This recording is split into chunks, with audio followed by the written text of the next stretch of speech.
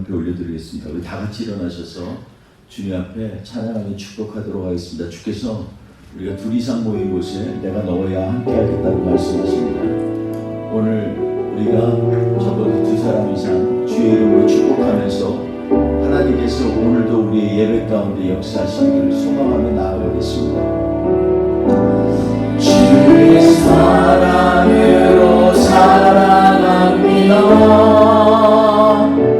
주의 사랑으로 사랑합니다. 경제 안에서 주의 영광을 보내 주의 사랑으로 사랑합니다.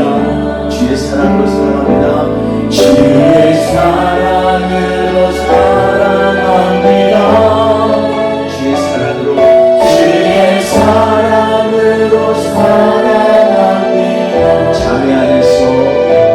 자매 안에서 주의 영광을 보내 주의 사랑으로 사랑합니다. 다 같이 앉으셔서 주의 사랑으로 사랑합니다. 문안하며 하도록 하겠습니다. 주의 이름으로 사랑합니다. 사랑합니다. 할렐루야.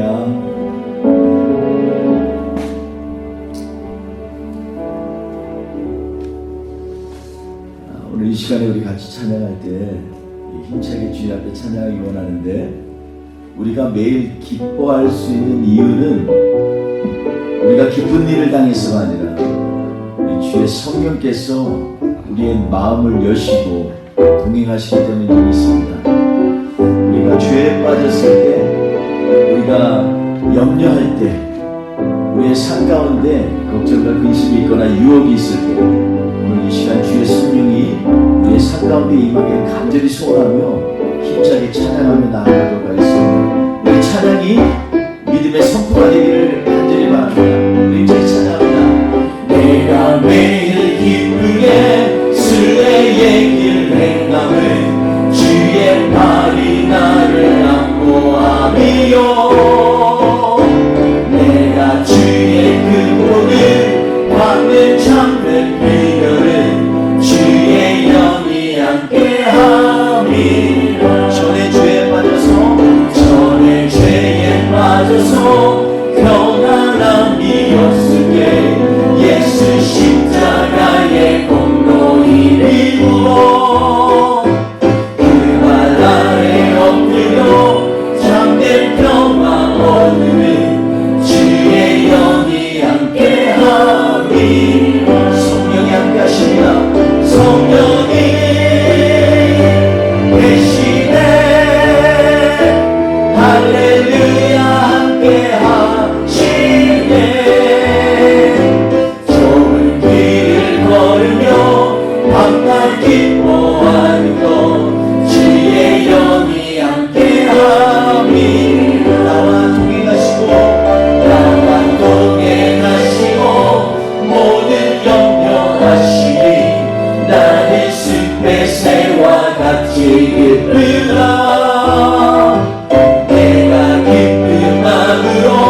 주의 뜻을 행하며 주의 영이 함께하니. 믿음으로 선포합니다. 성령이 계시네. 성령이 계시네. 할렐루야. 함께하시네. 좁은 길을 걸으며 밤낮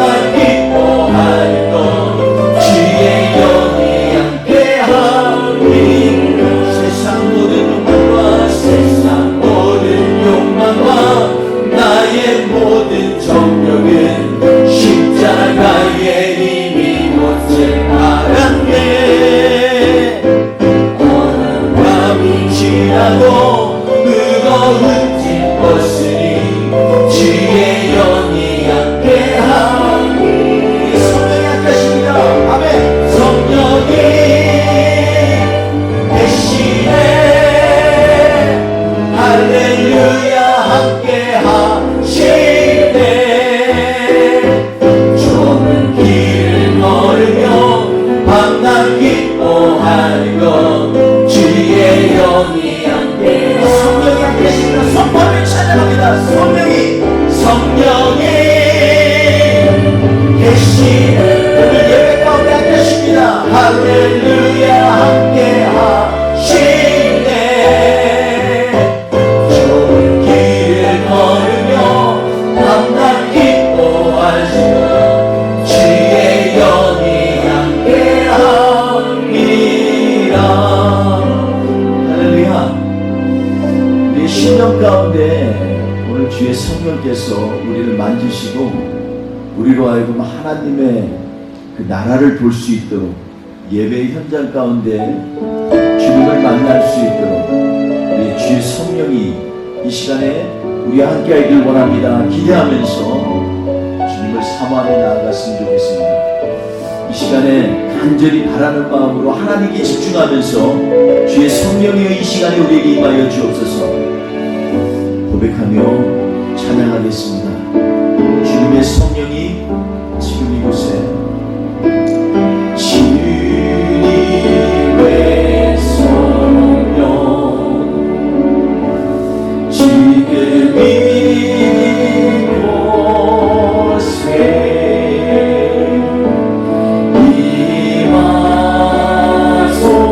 임하소서. 아멘.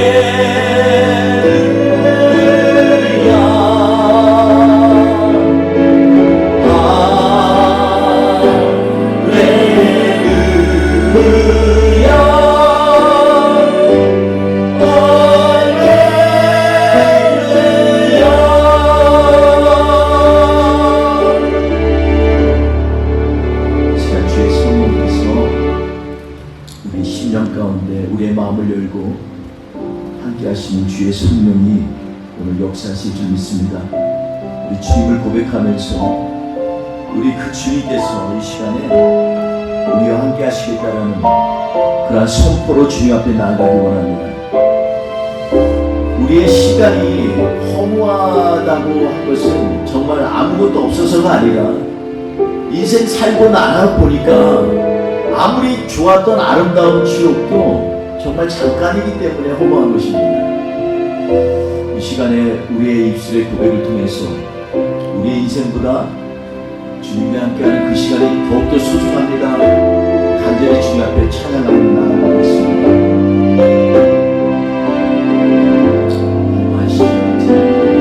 허무한 시절 지날 때 기쁜 한숨 내쉴 때 그런 풍경 보시며 다시 가는 분이네. 고와 같이 너희를 버려두지 않으리.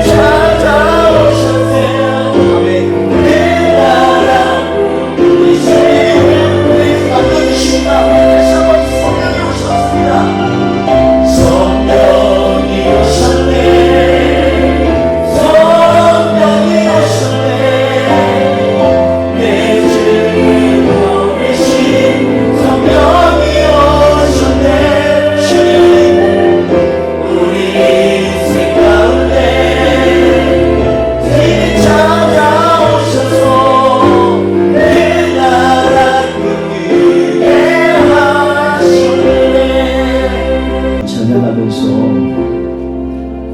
주의 성령을 기대하는 그런 마음으로 주님 앞에 나아가는데, 우리 이 시간에 간절한 목소리로, 침묵의 목소리로, 또 속삭여도 좋습니다.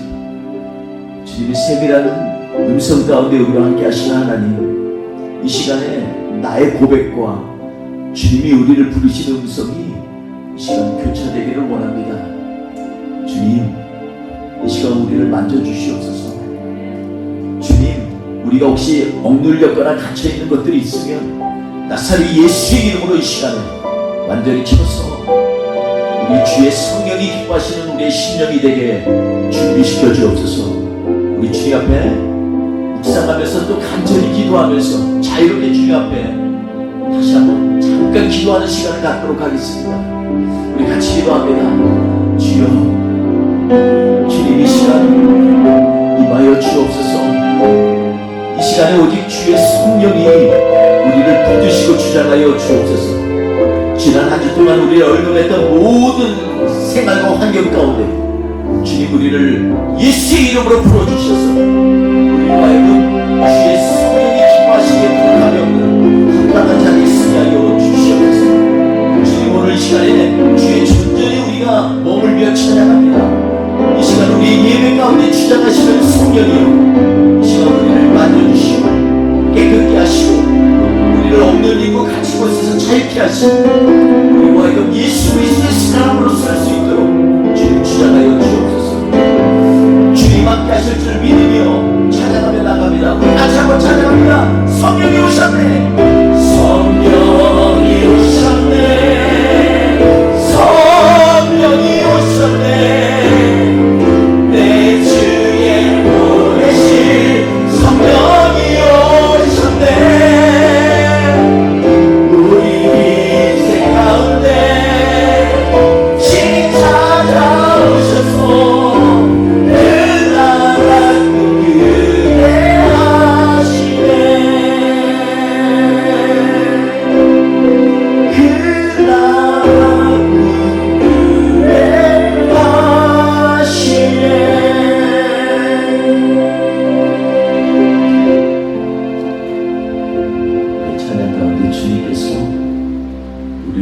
주의 나라를 꿈꾸는 자로 쓸 수 있도록 우리를 이끄시기를 간절히 원합니다. 이 시간 우리 주님 앞에 주의 성령이 이 시간에 이 거짓과 탐욕과 죄악된 이 세상에서 우리로 하여금 오직 주님만 바라볼 수 있도록 세상에 있는 불의 가운데에서 하나님의 거룩한 백성으로 순결한 백성으로 쓰기를 원합니다. 믿음의 선포 가운데 오늘 예배가 주님 앞에 온전히 드리기 원합니다. 우리 같이 찬양하며 나아가겠습니다. 주님을 준비하는 마음으로 찬양합니다. 오소서 주님의 성령님, 이 땅을 들려 임하소서. 거짓과 탐욕 죄악에 무너진 우리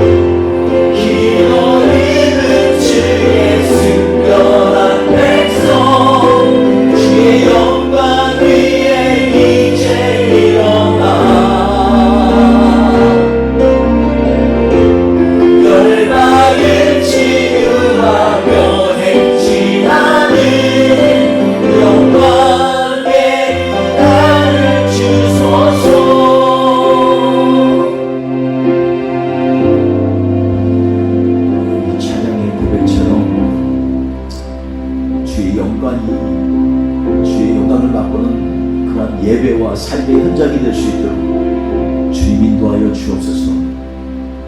주님, 우리의 예배 가운데 은혜의 강물이 흐르게 하여 주옵소서. 우리의 심령이 준비되게 하여 주옵소서. 주님만이 이 시간에 우리의 오로지 주님이시요, 오로지 우리가 경배할 때 사는 우리의 하나님이십니다. 선포하며 주 앞에 예배를 드리는 거룩한 자리 되게 하여 주옵소서. 이 시간 온전히 함께 하시길 원하며 예수님의 이름으로 기도했습니다. 아멘. 사도신경으로 신앙 고백하시겠습니다. 나는 전능하신 아버지 하나님, 천지의 창조주를 믿습니다. 나는 그의 유일하신 아들 우리 주 예수 그리스도를 믿습니다. 그는 성령으로 잉태되어 동정녀 마리아에게서 나시고 본디오 빌라도에게 고난을 받아 십자가에 못 박혀 죽으시고 장사된 지 사흘 만에 죽은 자 가운데서 다시 살아나셨으며 하늘에 오르시어 전능하신 아버지 하나님 우편에 앉아 계시다가 거기로부터 살아있는 자와 죽은 자를 심판하러 오십니다. 나는 성령을 믿으며 거룩한 공교회와 성도의 교제와 죄를 용서받는 것과 몸의 부활과 영생을 믿습니다. 아멘. 우리 다같이 찬송가 70장 주님 앞에 찬양으로 올려드리겠습니다.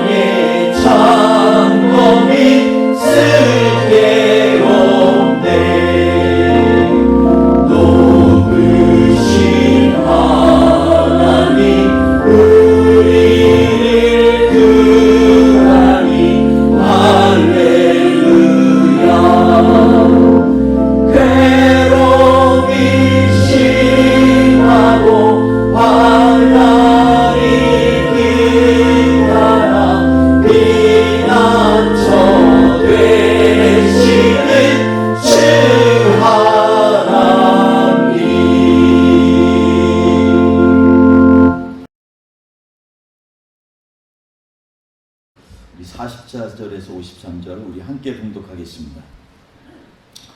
또 이르시되 내가 너희와 함께 있을 때에 너에게 말한 바 곧 모세의 율법과 선지자의 글과 시편에 나를 가리켜 기록한 모든 것이 이루어져야 하리라 한 말이 이것이라 하시고 이에 그들의 마음을 열어 성경을 깨닫게 하시고 또 이르시되 이같이 그리스도가 고난을 받고 제3일에 죽은 자 가운데서 살아날 것과 또 그의 이름으로 제사함을 받게 하는 회개가 예루살렘에서 시작하여 모든 족속에게 전파될 것이 기록되었으니 너희는 이 모든 일의 증인이라. 볼지어다 내가 내 아버지께서 약속하신 것을 너희에게 보내리니 너희는 위로부터 능력으로 입혀질 때까지 이 성에 머물라 하시니라. 예수께서 그들을 데리고 베다니아까지 나가사 손을 들어 그들에게 축복하시더니 축복하실 때 그들을 떠나 하늘로 올려지시니 그들이 그에게 경배하고 큰 기쁨으로 예루살렘에 돌아가 늘 성전에서 하나님을 찬송하니라. 아멘. 오늘 말씀을 통해서 우리가 누가복음의 마지막을 같이 깊이 묵상하고자 합니다. 능력으로 입혀질 때까지 이성에 유하라고 하신 하나님의 말씀이 어떤 의미인지 한번 되새겨보면서 우리의 삶을 점검해보고 하나님 앞에 우리의 결단을 드리는 귀한 시간이 되었으면 좋겠습니다. 여러분, 우리가 성경을 읽는 것들 우리가 예수 믿는 사람으로 당연히 해야 되는 거죠. 그러나 예수를 믿으면서 하나님 말씀을 읽을 때 한 가지 반드시 유의해야 될 것이 있습니다. 그것은 그 말씀이 내 삶 가운데 깊이 들어올 수 있도록 성령님의 인도하심을 받는 것입니다. 세상에서 우리가 예수 믿는 것의 증거는요, 다른 것에 있는 것이 아니라 성령이 내 삶 가운데 역사하는지 안 하는지와 관계가 깊이 있습니다.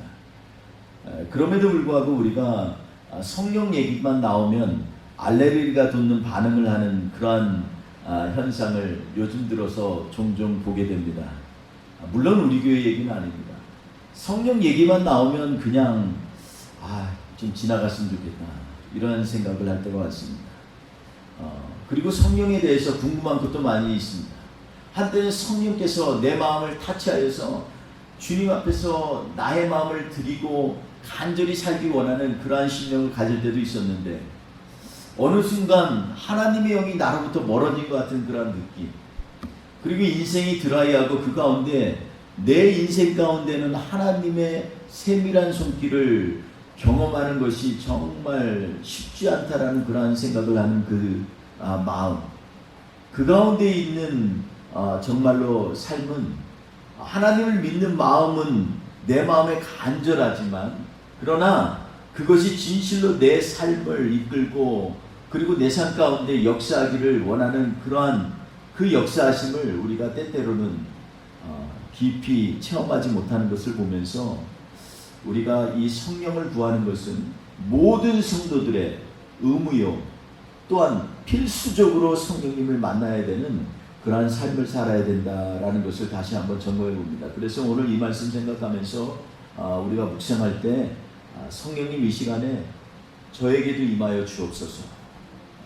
그리고 이미 성령님과 동행한다고 생각하는 분이 있을지라도 그 더불어서 성령님 기양에 동행하실 바에는 성령이 충만하게 하여 주옵소서. 우리가 기도하면서 주님을 바라는 그러한 시간이 되기를 간절히 바라봅니다. 우리는 매 주일 누가복음에 관해서 오랫동안 묵상해 왔습니다. 어떨 때는 누가복음 좀 벗어났으면 좋겠다 이런 생각을 할 때도 있었으리라는 짐작을 하게 됩니다. 우리가 이 말씀을 볼 때마다 저는 가끔 생각합니다. 이 누가복음 묵상하는데 누가 알아주지?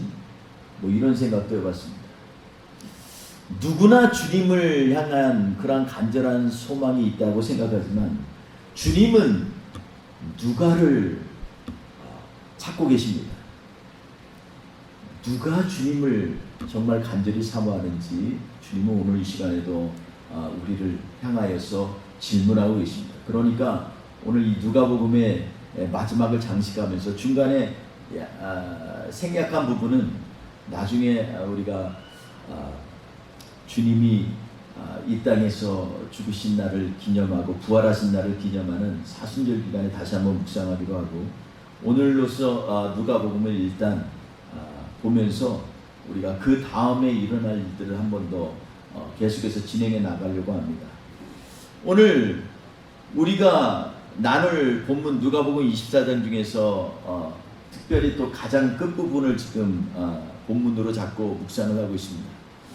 누가복음은 예수님의 증인들이 볼 때 하나님의 아들인 예수님이 이 땅에 오셔서 반드시 이루실 일과 가르치실 일들에 대한 기록입니다. 그 중에서도 이 누가복음 24장은 부활의 소식이 기록되어 있습니다. 특히 24장에서 부활하신 예수님을 경험한 제자들과 예수님을 따랐던 많은 사람들의 모습에서 우리가 즉시 기쁨으로 반응하고 이거야! 이렇게 얘기하기보다 오히려 당황하고 복잡한 그러한 심정을 내비친 것을 보면서 우리 스스로가 이 말씀에 왜 이런 일이 있었지 하는 궁금증과 물음을 갖게 됩니다. 처음에 주일 아침 향품을 들고 무덤으로 향했던 여인들이 가서 빈 무덤을 바라보면서 그리고 그 여인들에게 천사들이 말한 것들을 다시 제자들에게 가서 내가 천사를 보고 빈 무덤을 봤어 이렇게 얘기했을 때 제자들이 그것을 듣고 나서 오히려 허탄해했다 이렇게 얘기합니다. 허탄하다는 게 뭡니까? 도대체 이게 어쩐 일이야 하는 거죠. 정말 이런 일이 있을 수 있어? 아닐걸? 니네가 지금 가가지고서 빈 무덤 봤다고 그렇게까지 추측하는 거 아니야? 이런 모습의 감정 표현을 허탄하다라고 얘기합니다. 우리의 인생에 있어서도 허탄한 일을 종종 겪을 때가 있습니다. 살아계신 하나님을 우리가 경험하고 모시고 예배하면서도 세상을 바라보면 전혀 하나님의 뜻대로 살지 않는 우리의 인생을 보면 한마디로 허탄하다 이렇게 말할 수가 있습니다. 정말 우리는 허탄해진 인생을 살고 있습니까? 오늘 본문을 통해서 아멘으로 우리가 믿음으로 고백하면서 이 허탄하게 하는 사탄의 계략에서 물리치면서 주님 앞에 승리하며 나가는 저와 우리 되시기를 주의 이름으로 축원드리겠습니다. 아멘. 오늘 본문 전에 바로 전에 어떠한 사건이 있냐면요. 하다못해 엠마오로 가던 두 제자들이 이렇게 서로 근심하면서 이렇게 나아가는 것을 보면서 예수님이 옆에 슬쩍 동행하셨습니다. 그리고 너희들 왜 그러니? 그랬더니 아니 너는 요즘 지금 예루살렘에서 일어난 일을 알지도 못하는가? 우리가 믿었고 우리가 따라야 했던 메시아라고 생각했던 그 사람이 십자가에서 죽으셨어. 우리가 믿었고 따르려고 기대했던 그 사람이라는 말에서 이미 거의 제자들 중에서 두 사람이 포기한 것을 우리는 보게 됩니다.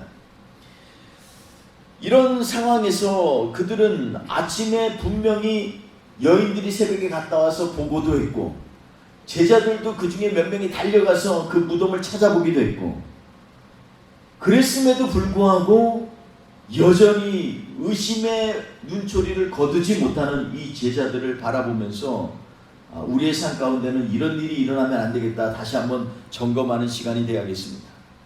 그들의 모습을 한마디로 얘기하면 놀랐고 두려워했고 그리고 의심하였다라는 것으로 우리가 결론을 맺게 됩니다. 이러한 그들의 모습을 25절에 예수님은 뭐라고 했냐면 믿음에 더디 믿는 자들 이렇게 얘기합니다. 엠마오로 가는 사람들 야 너희들 왜 그렇게 믿음에 더디 믿니? 이렇게 얘기합니다. 믿기는 믿는데 더디 가는 겁니다. 주님의 페이스에 맞추질 못합니다. 그러니까 주님이 원하시는 믿음의 자리까지 가려면 주님이 가다가 서서 기다려야 되는 그러한 상황에 있는 그러한 모습을 보게 됩니다. 엠마오 제자들도 그 얘기 들으면서 얘기합니다. 나름 저물러 가는데 엠마오로 가다가 저기 누구신지 모르겠지만 혹시 좀 여기에 어찌 머물러야 되잖아. 우리 함께 머물러 주시나이다. 주시기를 부탁했어요. 가가지고서 주님이 떡을 떼서 그들에게 줬을 때 비로소 그분이 예수님인 것을 깨닫게 됐다라고 성경은 말씀하고 있습니다. 깨닫는 순간 예수님 사라지셨어요. 떡을 떼주고 사라지셨습니다. 그리고서 그들이 밤에 그 자리에서 즉시 다시 예루살렘으로 갔다고 얘기합니다. 그리고 나머지 제자들에게 가서 얘기합니다. 우리가 주님 만났어. 근데 그때 주님이 나타나셨어요. 사람들이 거기에 뭐라고 했냐? 주님의 영이 오신 것처럼 봤다라고 생각해서 영이다 이것은. 주님은 주님인데 영이다 이렇게 얘기합니다. 주님이 얘기합니다. 야 너희 내 손과 발에 있는 못자국을 좀 봐라. 내가 주님 맞냐? 봤는데 이것도 환상일지 모른다. 그러니까 주님이 한 가지, 너희의 먹던 것 중에 뭐 없니? 그랬더니 생선 한 토막을 갖다 드렸다. 그걸 잡수시는 거 보고 비로소야 그제서야 몸이 되시는 진짜 부활하신 주님인 것을 깨닫게 됐다라고 오늘 성경은 말씀하고 있습니다. 그리고 44절에 보면 오늘 본문 말씀에 예수님께서 이 말씀을 하시고 있습니다. 이 뭐라고 말씀하셨냐면, 또 이르시되 내가 너희와 함께 있을 때 너희에게 말한 것 곧 모세와 선지자들과 시편의 기록대에서 나를 가리킨 것들을 너희가 모든 것이 이루어져야 하리라고 내가 얘기했지 않니? 그게 바로 지금이야 라고 얘기하고 있는 것입니다. 그리고 나서 45절에 뭐라고 말씀하냐면, 이에 그들의 마음을 열어 성경을 깨닫게 하시고, 이렇게 말씀하고 있습니다. 우리의 인생은요, 주님이 깨닫게 하시는 만큼밖에 알지 못합니다. 여러분, 그 당시에 우리가 지금이야 주님이 말씀하시고 또 여러 믿음의 성경 교사들이 가르쳤으니까 6월절 어린 양이 예수님의 표상인 걸 얘기하고 있죠. 아마 예수님이 그때부터 얘기하셨을 거예요. 너 모세 때 모세 율법에 기록되어 있는 거 기록하지 못나. 모세 율법이라는 건 모세 오경을 얘기합니다. 그 중에서도 출애굽 사건 때 아마도 6월절 어린 양에 대해서 얘기하셨을 거예요. 6월절에 어린 양이 죽임을 당하지 아니하면 다 죽어. 예수님이 그를 믿는 자들을 위하여 죽임을 당하지 않으면 너희 다 죽어. 근데도 얼마나 두껍고 얼마나 담대한지, 죽는 게 무섭지가 않는가 봐요. 여러분, 근데 언젠가는 우리 힘 빠질 때가 옵니다. 힘 빼야 될 때가 옵니다. 내 생각 내 맘대로 하려고 했던 내 손길이 더 이상 힘이 없고 여력이 없을 때가 옵니다. 과거에 아무리 만난 거 먹고 아무리 즐거운 인생 살았다 하더라도 지나고 나면 다 허무한 것입니다. 그게 의미가 없다는 얘기가 전혀 아닙니다. 의미야 있겠죠. 근데 지나고 나니까 너무 잠깐인 겁니다. 우리 가운데 가장 많이 사셨던 우리 곽장로님, 윤건사님, 한번 물어보세요. 오늘 예배 끝나고 나서 인생이 어떻던가요? 아마 제가 100% 확신하는데 너무 잠깐이야 이러실 거예요. 금방인 것 같아. 인생은요, 이렇게 허무한 것입니다. 실체인 것 같은데 지나고 나면요, 아무것도 아니에요. 제가 옛날에 아내를 꼬시려고 1년 6개월을 쫓아다녔어요. 사실 이거는 뭐 공공연한 비밀이기 때문에 뭐 창피한 것도 없습니다. 그때는 뭔 일을 못해요. 눈에 그 사람만 보이는데 뭐든지. 그래서 그때 거짓말도 잘하고 허풍도 많이 했습니다. 내가 다 해줄게. 다 해줄게 뭐야. 속으로 다 할 거예요. 신앙생이 뭐가 있다고 다 해줘요. 근데 제가 어쨌든 간에 결혼하려고 했어요. 근데요, 예레미야서를 지난주에 새벽에 기도하면 묵상하면서 그런 생각했어요. 예레미야서에 주님이 그랬어요. 내가 너희 남편이야. 여러분, 우리의 남편, 우리 아내는요, 잠깐이에요. 근데 주님이 말씀하시기를 내가 너희 남편이야. 내가 너희에게 너희가 바라는 것 이상으로 기름진 것과 상상할 수 없는 그 아름다운 삶을 너희에게 줄 거야. 근데 이게 그냥 죽어서 영이 아니야. 마태복음 25장 보세요. 예수님이 죽으신 후에요, 다시 부활하실 때 어떠한 일이 일어난 줄 아세요? 무덤이 얼마나 그 사건이 대단했으면 무덤에 있는 죽음이 벌떡 일어났다 그랬어요. 믿는 자들의 무덤에 벌떡 일어난 사람들이 있다는 거예요. 몰라요. 그게 갑자기 창조 질서를 깰 만큼 중요한 일인가? 우리는 그렇게 세상 사람들 생생할 수 있지만 하나님의 아들이 스스로 죽는다는 것도 불가능하지만 그분이 내가 죽었다가 다시 살아나겠다라는 말씀을 이루시고 다시 벌떡 일어나신 사건만큼 역사에 있어서 대단한 사건이 어디 있습니까? 그것도 나만 살겠다는 게 아니라 내가 살아야 너희도 살아. 이거를 알려주려고 주님이 먼저 죽은 자의 첫 부활이 되셨다라는 거예요. 이게 얼마나 대단한 사건입니까? 이 일을 이루셨다는 거예요. 그런데 제자들이 그 얘기를 들으면서 맨날 근심했어요. 제자들은 주님 앞에 너희는 나를 누구라고 하느냐? 베드로가 가장 신속하게 얘기하고 주는 그리스도시여 살아계신 하나님입니다. 근데 놀라운 것은 이 말씀한 후에 비로소라는 말이 나옵니다. 마가복음 8장에 보면 비로소 주님이 내가 사람들에게 버림을 받고 죽고 사흘 만에 부활하리라. 이 말씀을 그 이후에 하셨어요. 그런데 지금 오늘 다시 주님이 살았다고 했는데 그 이후에 비로소라는 말은 그때 한 번 한 게 아니라 몇 번을 했어요. 성경에 보면 계속해서 중요할 때마다 주님이 얘기합니다. 내가 곧 갈 건데 너희 놀라지 마라. 이거는 성경에 하나님 말씀이 성취되는 거야. 그래서 내가 가는 거야. 그리고 두려워하지 마. 죽는 나도 아프고 힘들지만 내가 이 너머에 일하실 것을 이미 확신하기 때문에 나는 이 길 가고 있어. 그러니 너희도 이 길 따라야지. 그러면서 주님이 말씀하셨어요. 그러니까 이 말씀을 깊이 마음에 새기면 좋은데 주님이 바로 죽겠다고 하시니까 죽음만 생각하는 거예요. 부활에 대한 능력에 대해서 생각도 해보지 못했고 모든 사람들이 죽는데 부활한다는 거 이해가 안 되는 겁니다. 제자들이. 그러니까 그들은 두렵고 근심하고 떨렸다라는 것입니다. 그리고 주님이 다시 나오셨는데도 부활하셨는데도 영이 부활한 것처럼 생각했겠다라는 것이 오늘 말씀 바로 전에 일어났던 일입니다. 그런데 주님께서는 성경을 풀어서 모세가 한 말, 선지자들이 한 말, 시편에 고백한 말들을 통하여서 계속해서 내가 다시 살아야 된다는 것이 바로 이거야 라고 말씀하고 계신 것입니다.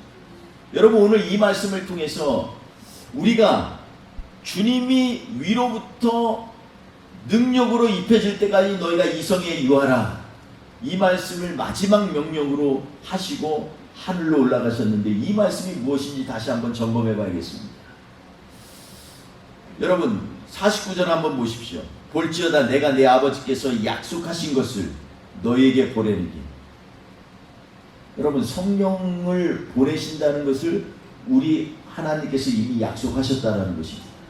주의 영을 우리에게 보내시겠다는 것입니다.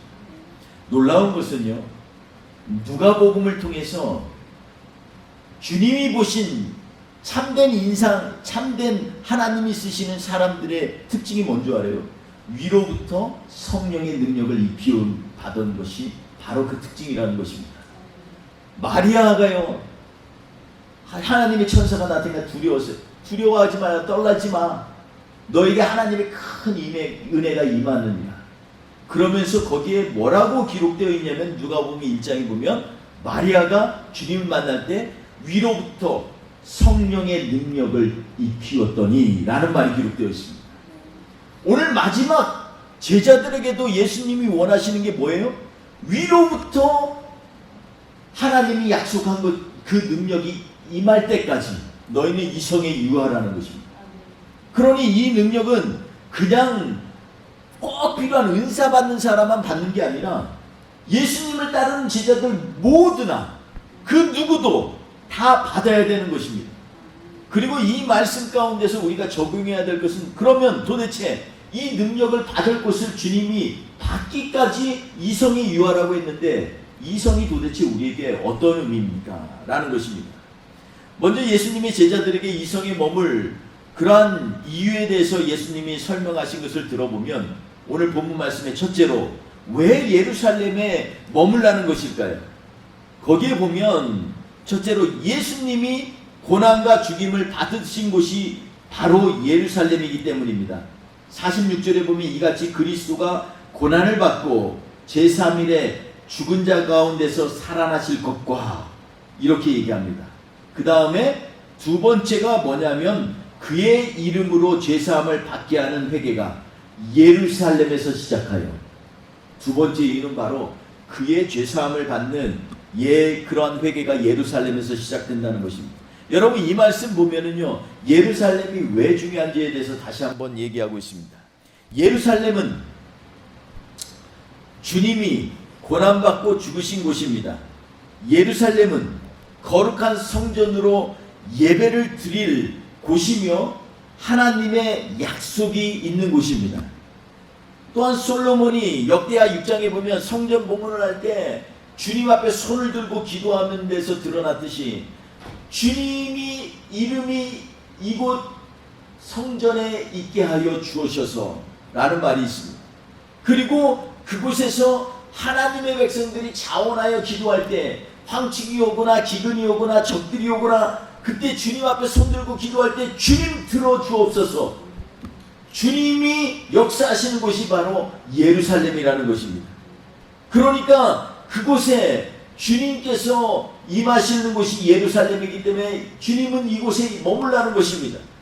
그리고 또 한 가지 중요한 것은 예루살렘에 바로 이곳에 솔로몬의 기도처럼 주님 앞에 우리가 이곳에서 기도하겠다고 소원한 곳이 바로 예루살렘이라는 것입니다.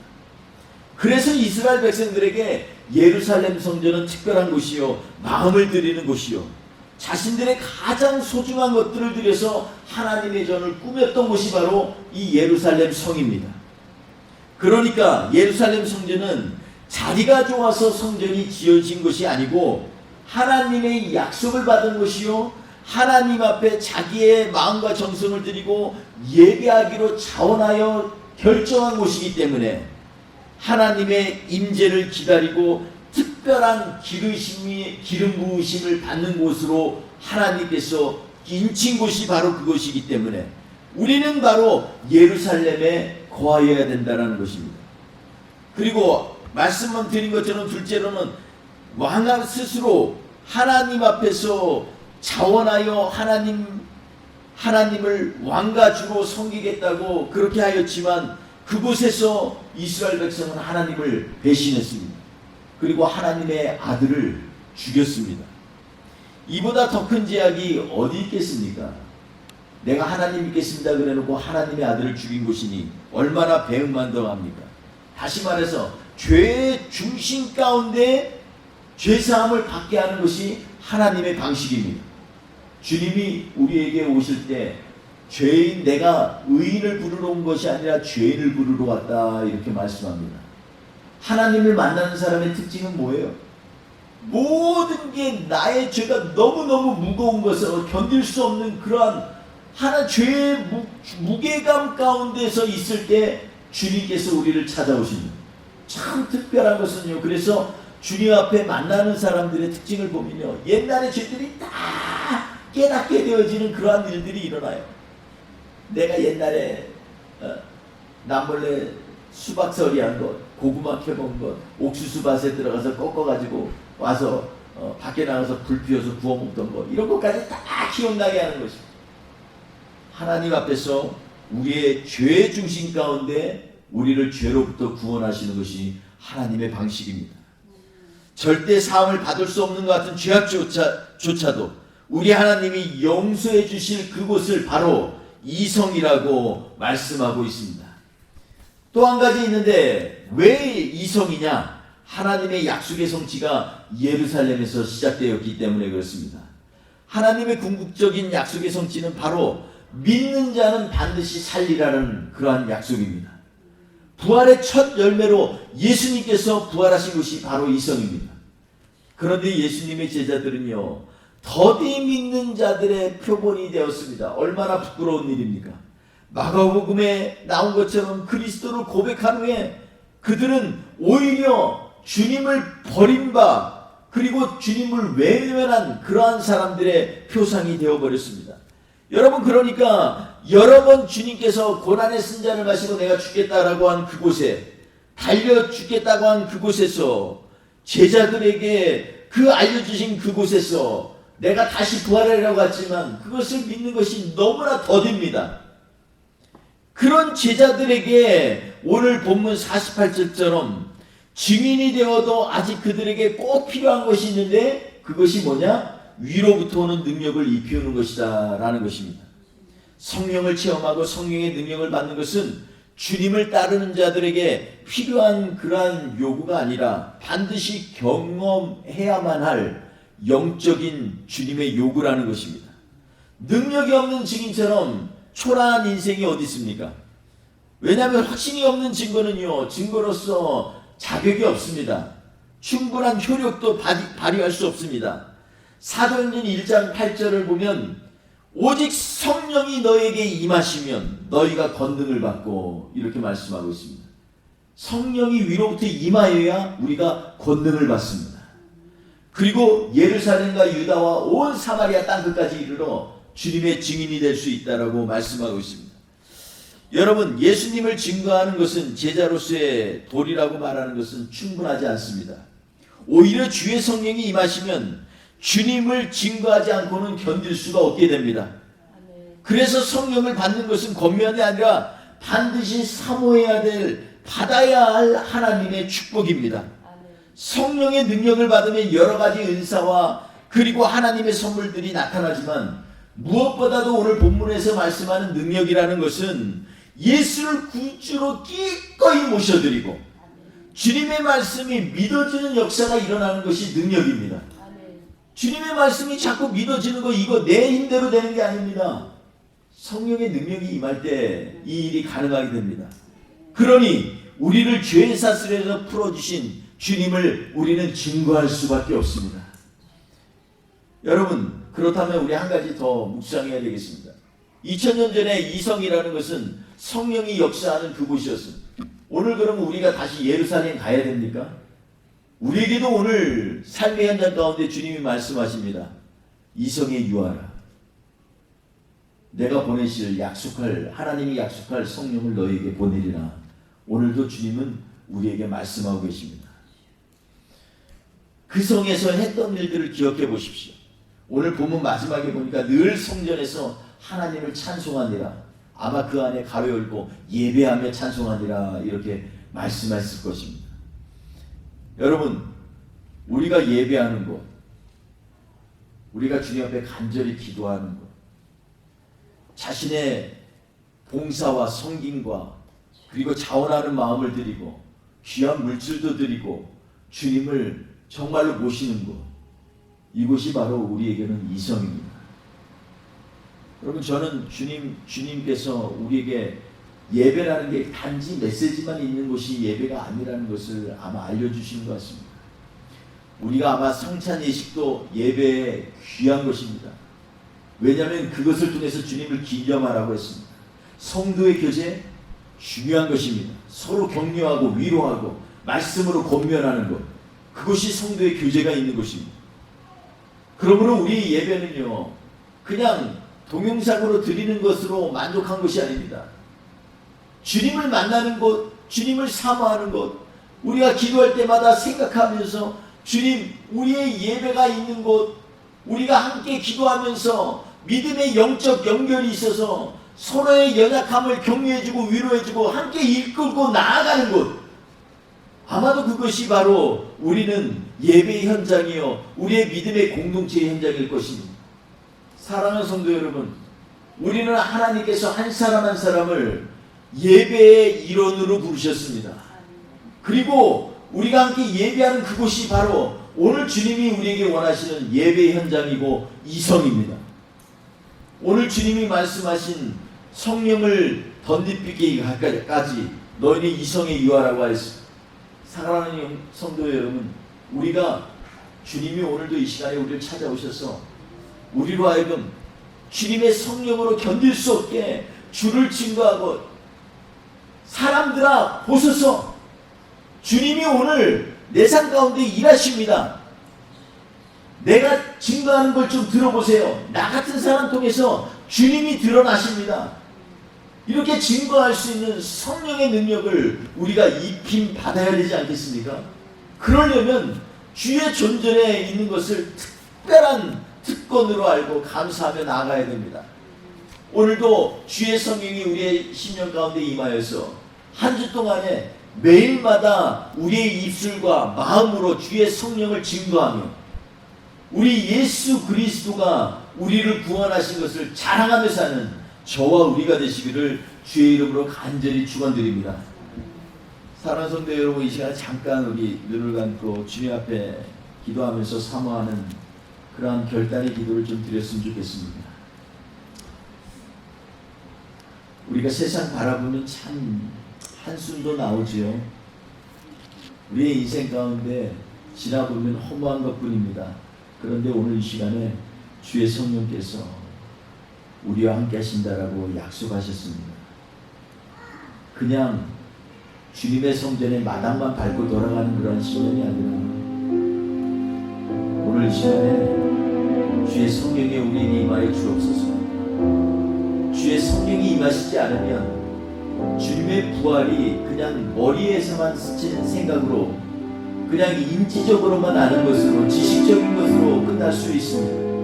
그런데 주님 성령이 임하시면 내 삶 가운데 주님을 증거하지 않으면 견딜 수 없는 그러한 권능이 된다라고 주님 약속하셨사오니 그 성령이요 오늘 이 시간에 우리에게 임하여 주셔서 마음이 뜨거워 답답하여 견딜 수 없는 예레미야의 심령이 되게 하여 주시고 주님만이 우리의 삶의 목적이요 그리고 삶의 정말 소망입니다 라고 고백할 수 있을 정도로 주의 성령이요 이 시간 임하여 주옵소서. 같이 기도하는 마음으로 주님 앞에 다시 고백하며 찬양하겠습니다.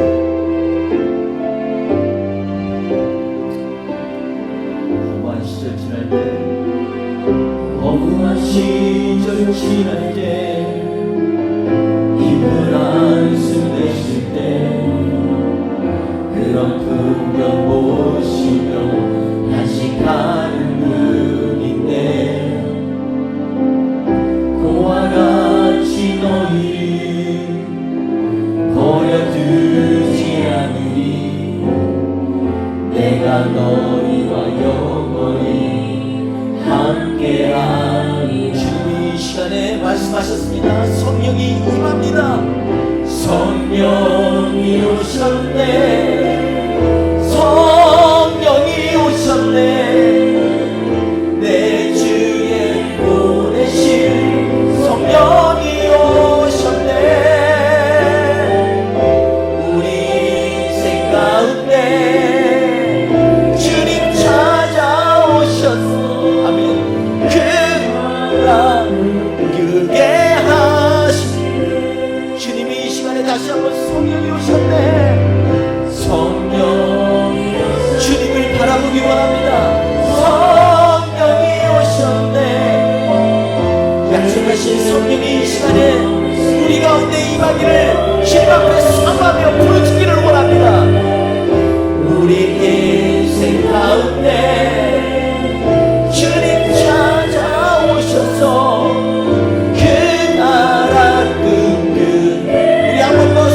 찬양합니다.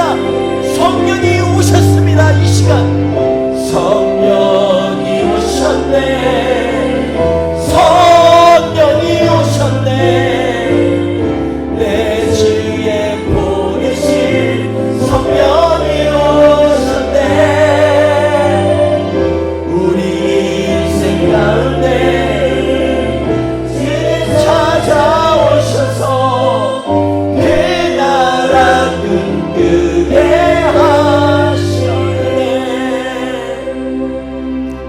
그렇습니다.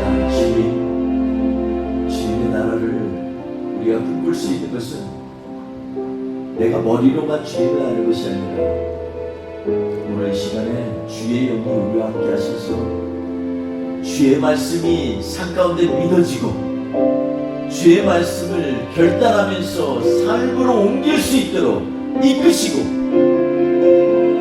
부르짖을 때마다 우리에게 양자의 영을 허락하셔서 우리 입술로 담대히 아바 아버지를 부르짖도록 역사하시는 주의 성령이요 이 시간에 우리 한 성도 성도님들마다 찾아가 주시고 성령 충만하게 하여 주셨습니다. 예수 증거하기에 부족함이 없는 하나님의 사람으로서 주시옵소서. 오늘 이 시간에 하나님, 우리 뿌리 깊은 교회 아주 어린이부터 장년에 이르기까지 그 누구나 주의 성령에 임하여 주시옵소서. 한 주간도 주님과 동행하는 주의 백성 되게 하옵소서. 감사하며 예수님의 이름으로 간절히 기도했습니다. 아멘. 지금은 우리 구주 예수 그리스도의 은혜와 아버지 하나님의 극진하신 사랑하시고 성령님의 우리를 찾으시고 함께 하시겠다고 약속하시고 보증하신 성령님의 교제하신 이 시간에 주님 앞에 결단하며 주의 성령이여 우리에게 임하여 주옵소서 간절히 사모하는 주의 거룩한 백성들의 머리 위에 지금부터 영원토록 함께 하시기를 간절히 축원하옵나이다. 아멘.